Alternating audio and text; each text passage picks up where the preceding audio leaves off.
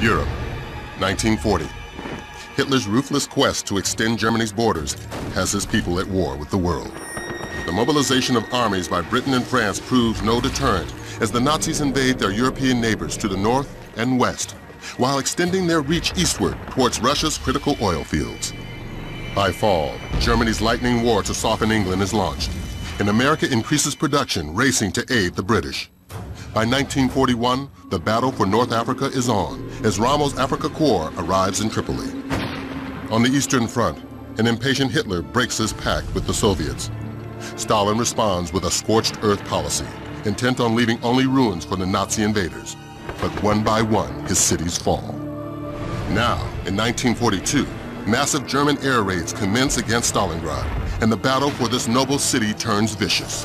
The Red Army refuses to retreat, and a counter-offensive is launched against a force that now stretches from the Volga to the Atlantic and deep into the African desert. Against impossible odds, millions come forward to answer the call of their countries, their families, their lives. My name is Alexander Sokolov. I thought I was safe. As a watchmaker's apprentice, I would learn the business, then open a shop of my own. Maybe get married, have children, start a life. But now our cities are under attack, and Stalingrad will put an end to those dreams. We should have known the Germans would turn on us, break the treaty. They have no honor. The commissars rounded us up so quickly, speaking of the motherland, the sacrifices of our brothers, our duty. I'm only 20, but I'm ready to fight to the death. The sight of my home Stalingrad infuriates me. It is as if hell itself were burning.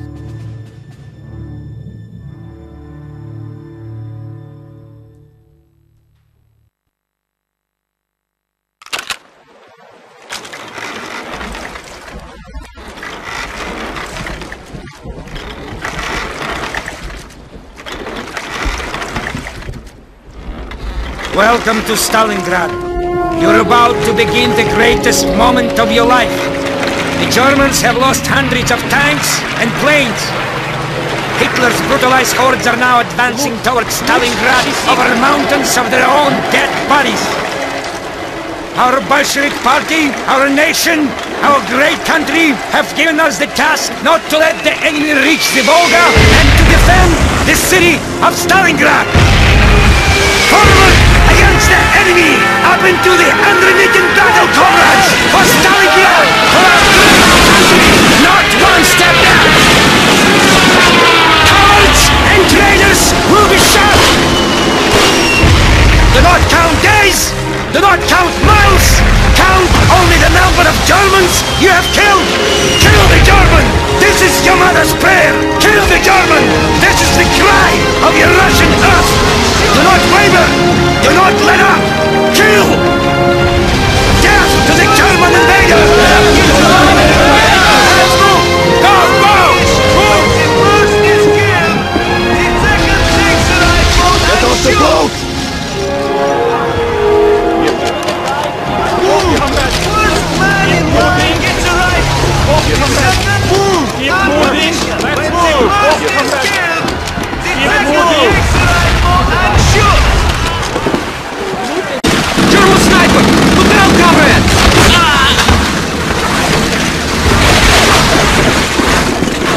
There you are. I've been hunting that bastard all day. I'm sorry you lost your sergeant, comrade. We won't let his sacrifice go to waste. I've got a new job for you. The fascists are using the view from that bunker to call in artillery strikes all over the city. We can't take back Stalingrad unless we control that bunker. You lead the men up the hill. Start by taking out the machine guns in those pillboxes. Stick to the trenches. I'll keep you covered from here. That Nazi flag must...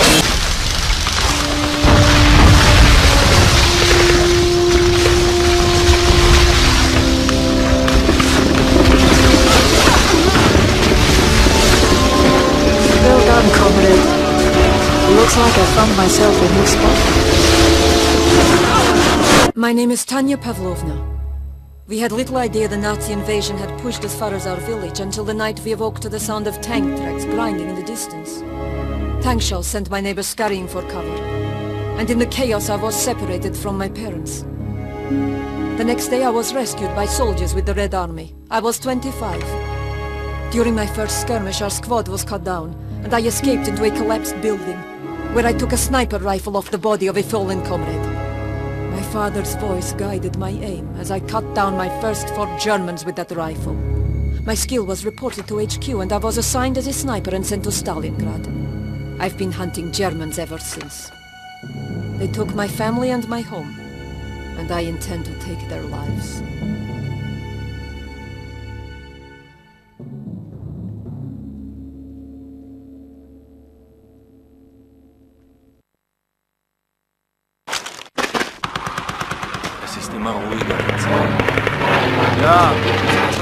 You've got a clear shot. What are you waiting for? An explosion. We need something to cover the sound of the rifle. And if I shoot enough of these Germans, they'll send a tank to come looking for us. Then we'll need to cover our sapper on the street so he can place a landmine in its path. This is it. Always try to shoot the officers first. Let's relocate.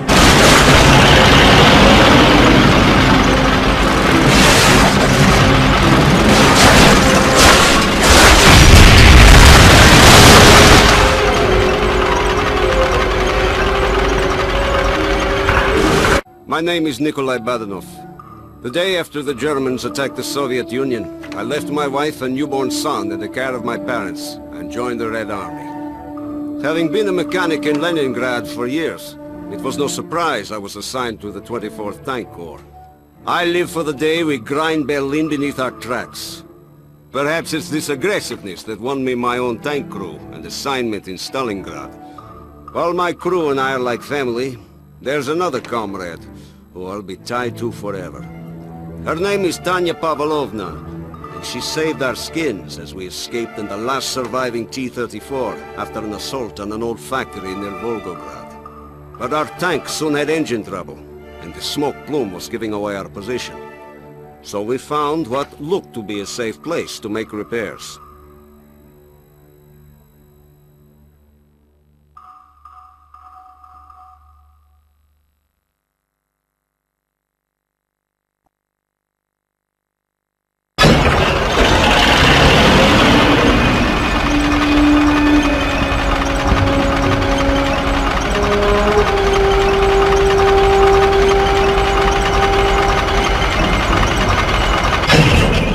Engine trouble? Tanya, you and Alexander find some high ground and watch for the enemy. We'll do what we can, Nikolai. And Fyodor, let's get that tank fixed now. Yes, sir.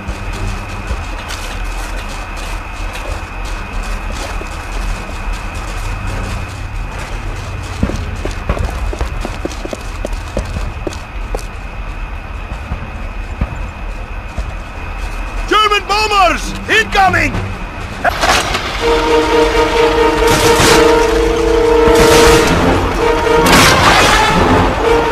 Tanya! He's aiming right for you! Get out of there! Tanya! Tanya!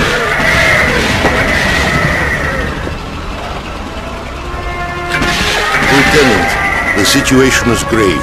We've been holding back the German advance with the Katyusha rockets. However, our forward observer's radio has stopped working, and we are no longer receiving firing coordinates.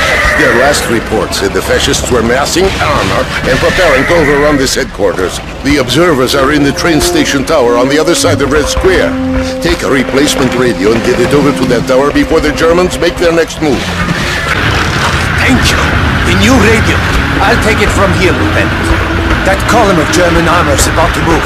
We need to relay firing coordinates now. New target, 5 Point Bravo. Angle 78 degrees, range 100 meters. Confirm, over. Confirm. Range 100 meters. Fire incoming, over.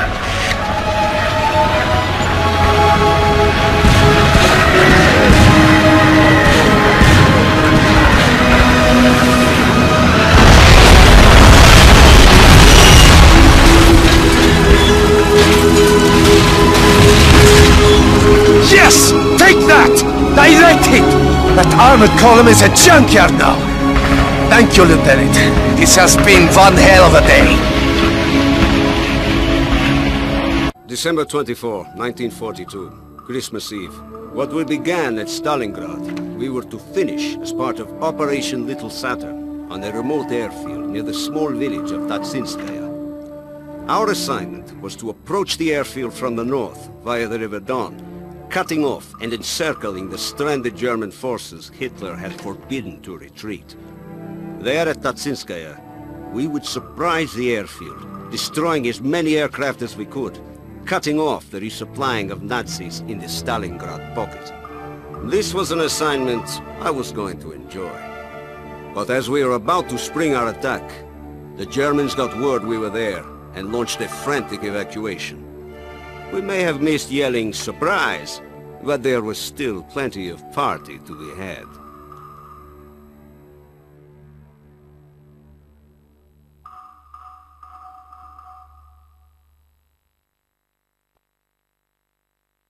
Your orders are to take control of the enemy airfield near Tatsinskaya to prevent them from resupplying the 6th Army at Stalingrad.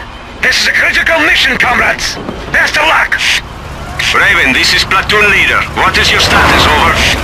Platoon leader, Raven here. Our trucks are in position. We need 10 minutes to set up the rockets. Over. Hold positions until... Stuka! Stuka! Incoming! We have been spotted! Raven, we cannot wait! Get your rockets in position now! We will take care of those bombers!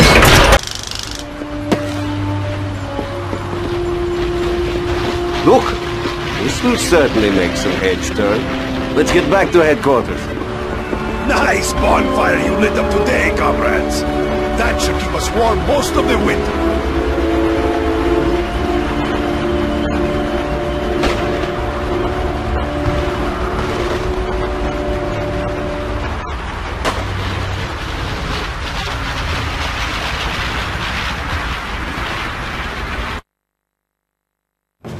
By controlling North Africa, the Axis powers would have a better chance of holding the Mediterranean, now the epicenter of the war. Unfortunately for Italian dictator Benito Mussolini, his army is ill-prepared to withstand the British forces in the region. Hitler, fearful that more losses in Africa would jeopardize his efforts on the Russian front, sends General Rommel and his Africa Corps to clean up the mess. By 1942, the Allies decide that the best way to break the Axis powers back is to create another front. An Operation Torch is born of British and American troops. A well-supported, coordinated push through enemy lines, depleting and destroying fuel, food, and equipment would mean the eventual fall of the Third Reich in Africa, weakening Axis aggression throughout the world. All goes as planned, and by January 1943, British General Montgomery's 8th Army has Rommel and his troops on the run, scrambling to make their valiant last stand at the Mareth Line. My wife finally wrote saying, "Edward Carlisle, just asked to do something else." So I did. It turns out having a background in teaching chemistry can get you out of a desk job pretty quick if you have a mind to it. I knew nothing of Popsky's private army or its ties to the Desert Rats until I was in training. This sabotage platoon's philosophy is lightning-fast strikes and massive explosions deep behind enemy lines. It's gratifying to know that every time we light up a fuel depot or munitions dump, we're stalling Rommel's tanks and helping those poor blighters on the front lines. It may not be fighting fair, but the Germans have hardly fought fair in Europe, so to hell with them. My assignments are highly confidential, so as far as the wife knows, I'm still sitting at a desk. But for some strange reason, I've stopped complaining.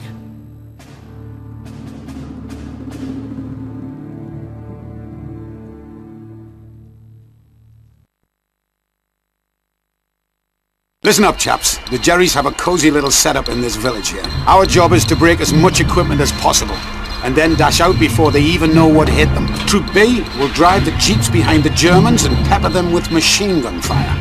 I lead Troop A through town to knock out their communications and burn up their petrol reserves. Carlisle, you're the man with the demolitions. We'll cover you while you set the time to save 4 charges. We'll have to get in and out before everything becomes all spotlights, sirens and rifles firing. Cock your guns, watch your sights and ride on.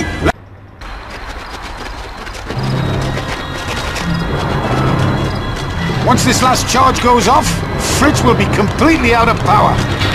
All right, get ready to brake and ready to dash. Let's go!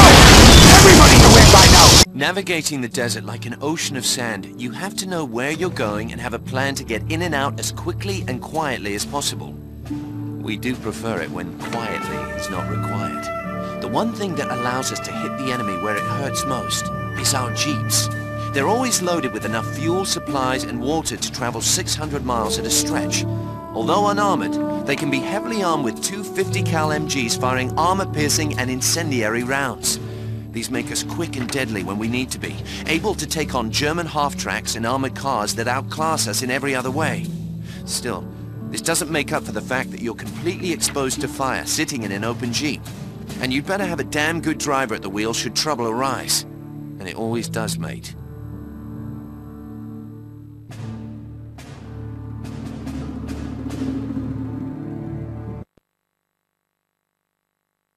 Look alive, Carlisle!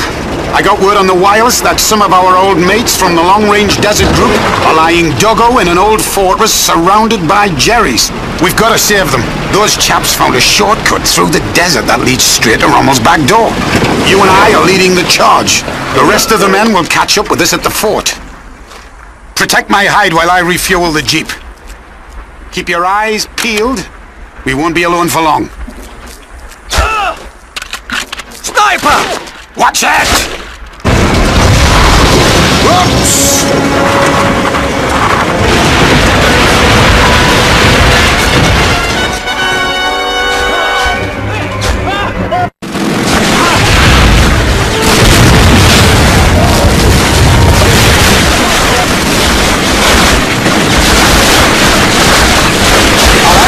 Take these explosives and seal off that entrance. The blokes we're after must be stuck in that far tower. We'll have you split up.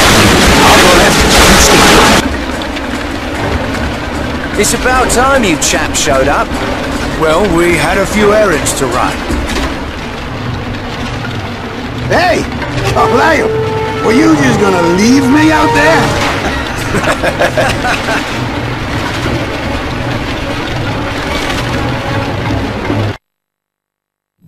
By 1944, in the battle to regain their Russian homeland, the Red Army crushes the German pocket at Stalingrad, marking the first major defeat of Hitler's armies. On June 6th, D-Day, the Allies stage a massive sea and air invasion on the Normandy coast that will soon lead to a full-scale retreat of Germany's once powerful armies across France and Belgium. Inspired by this success, British Field Marshal Montgomery devises a plan he insists will end the war by Christmas, codenamed Market Garden.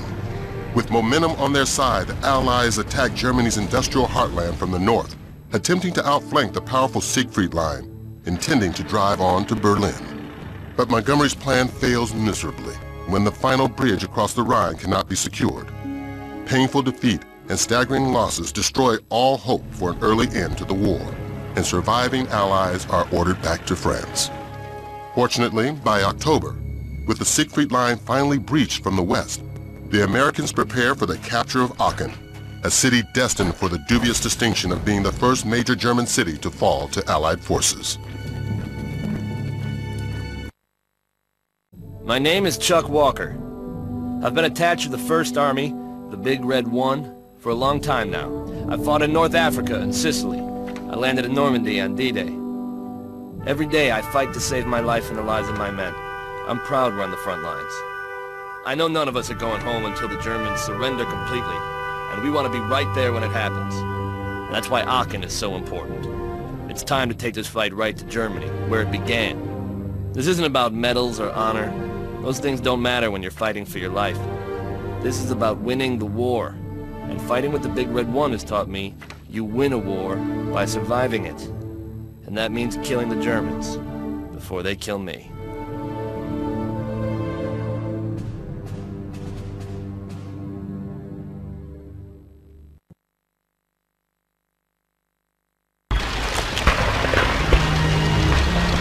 This is it!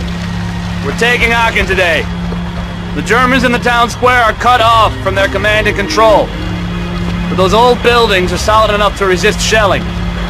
Orders are to escort the M12 to the town square, clearing buildings of German resistance on the way. Once we're inside the city hall, the M12 will blow the sumbitch to pieces.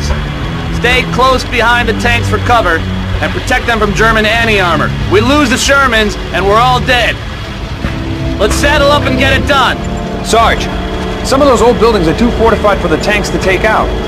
What are we gonna do about them? Relax, Benny. We're gonna knock them all down. Scratch 2 Panzers! And here comes the big gun. This shouldn't take long.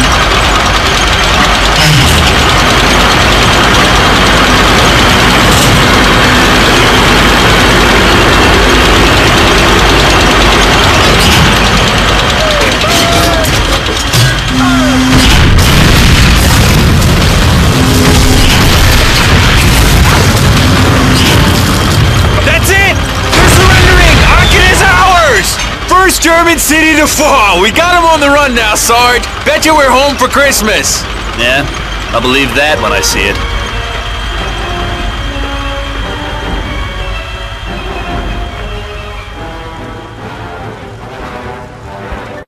My name is Sam Rivers. The day after the attack on Pearl Harbor, me and my best friend Jim rushed to enlist in the U.S. Army. Most of our buddies from the neighborhood in Chicago did the same. I was only 18. I barely had enough time to say my goodbyes, get packed, and marry my sweetheart Maggie 3 hours before we shipped out for basic training. I was assigned to the 761st Tank Battalion, which was almost entirely made up of colored folk, except for the officers. We were not particularly welcome at Camp Hood, but this just drove us to build an unstoppable team and earn the respect of everyone we met. General Patton himself saw us in action and insisted we be attached to his 3rd Army and sent to Europe. Today we're near the town of Tillit. Every other American unit assigned to take this town has tried and failed. Now it's our turn. We're all fighting for something more than just defeating the enemy. Every man in the 761st has something to prove to himself and to the folks back home. For us, victory has a double meaning.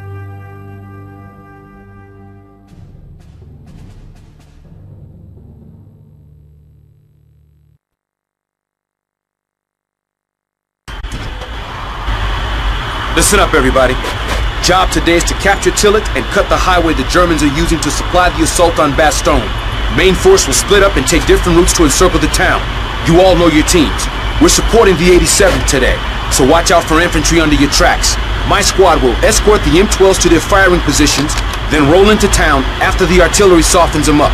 Main assault will begin when my group hits the east entrance to town. Let's move out, and when you see the Germans... All right. Mount up and give them hell.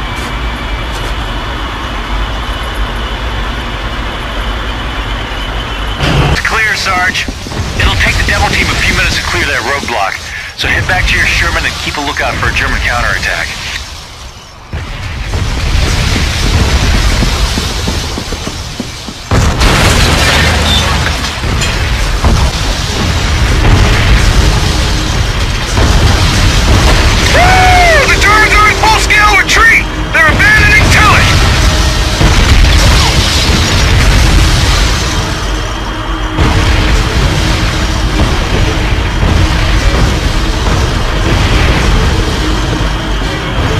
Hell of a job, everybody. No way the Nazis are gonna get supplied against Bastogne now. Charlie Company, come in. Charlie Company, please respond. This is Sergeant Rivers, Charlie Company. Over. Rivers, this is headquarters. Command reviewed enemy strength report and orders are to break off assault on Tillit. Do not go into that town, Sergeant. It's too hot in there. I'm sorry, sir. I'm already through that town. It's been 4 grueling months since we took our first German city at Aachen. That mission and the weeks that followed have been particularly difficult. A bitter, cold fight trying to hold off the Germans in Stavlo was one of the few times in this war I actually thought I might not make it back home. My men came out decorated for their sacrifices. But that doesn't change the fact that we paid a heavy price to get into Germany. We've been hearing rumors that a bridge across the Rhine is still intact, and we're heading there to check it out.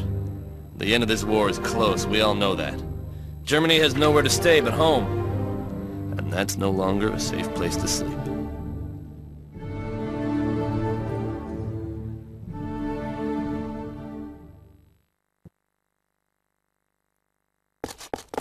Hey, Sarge. Why are we heading to this town again? That bar means Lieutenant, Sergeant Church. Or did you forget about those battlefield promotions after our last mission? I ought to bust you right back down to Buck Private. Sorry, sir. Still getting used to the new stripe myself. So where are we headed? Some little town called Remagen. HQ ordered us to scout it out since there was an old railroad bridge leading across the Rhine. The thing is, the Germans are in the habit of burning all their bridges behind them as they retreat into the fatherland. So, we're looking for a bridge that probably isn't even there. A bridge across the Rhine River would give us a direct line to move tanks and men straight into Germany. Those Germans aren't foolish enough to let that happen. All right, where's that damned bridge? Just a few clicks south of here. Lead the way. Lieutenant, we can't get these tanks across the bridge with this damn hole in the way.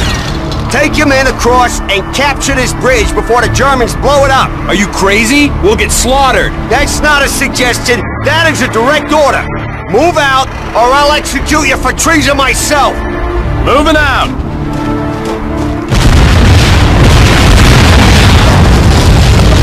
Oh, thank heavens. See that? The bridge is still standing. Now get out there before they try it again. Move! Move! Move!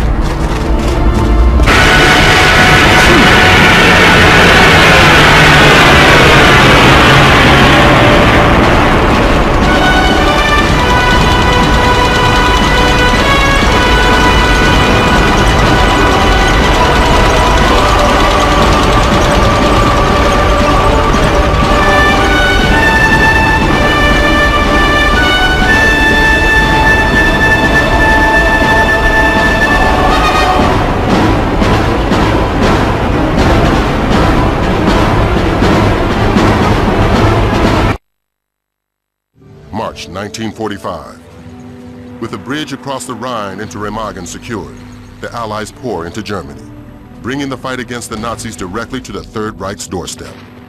German forces in the Ruhr River Valley surrender as the Soviets reach Berlin. The once proud, seemingly invincible German army, which had sought to usurp additional territory from neighbors as far as the Soviet Union to the western edge of Europe and North Africa, is now forced to desperately defend and hold on to its own original homeland. The unconditional surrender of all German forces to the Allies, without which President Roosevelt had declared the war could not end, would not be long in the making. A world that had long been at war would soon be able to rejoice.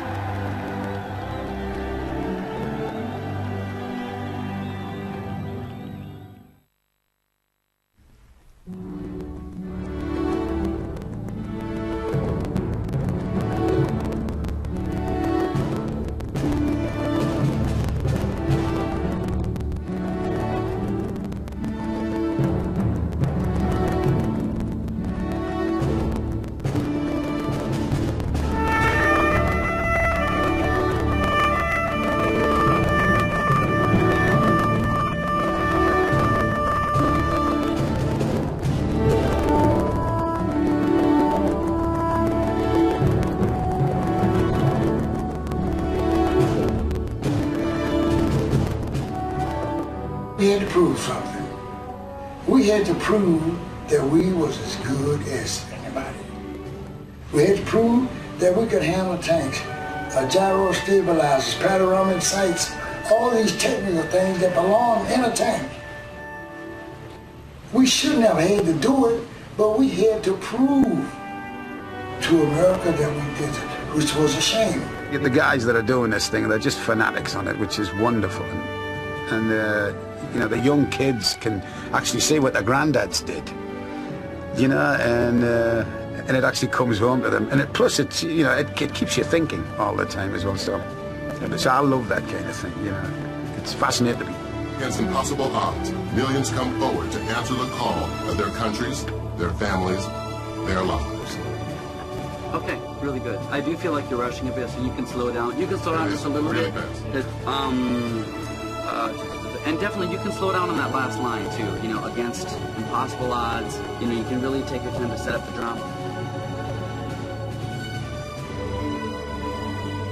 My father was in the Second World War. He was in the desert, fought in the desert with the desert rats and the, you know, Durham Light Infantry. And then he went to Anzio. So, you know, every now and again, he didn't talk about it much, but every now and again we get little tidbits, little snippets of what really happened. And it fascinated us as 3 small boys. We just used to hang on to every word.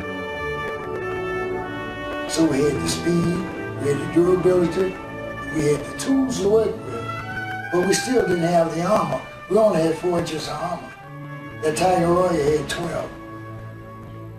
You couldn't knock him out if you hit him in front. So we learned ourselves how to defeat him.